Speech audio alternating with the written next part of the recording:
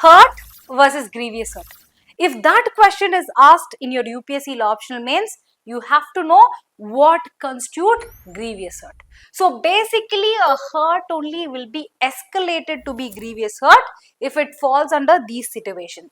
First situation, if your eyesight or your hearing capacity is permanently deprived or it is affected, that is not just hurt, it is grievous hurt. Next one, if there is emasculation, what is emasculation? Depriving the power of a male organ. If that happens, that will be grievous hurt, not just hurt. And next is any joint or member is broken or the power of it is reduced. Say for example, when two bones meet, that is called as a joint. Even this is a joint.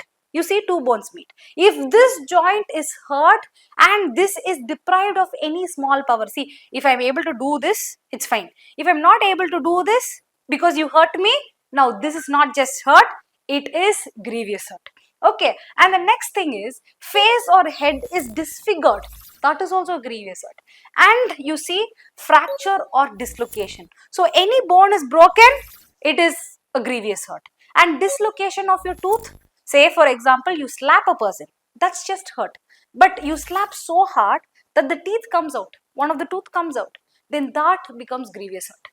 Okay, and next, your normal pursuit of life cannot be carried on. You hurt a person so much, physically that person is hurt and he is not able to live a normal life, not able to feed him, not able to attend natural calls, then that becomes a grievous hurt if he is not able to do for 20 days as per IPC.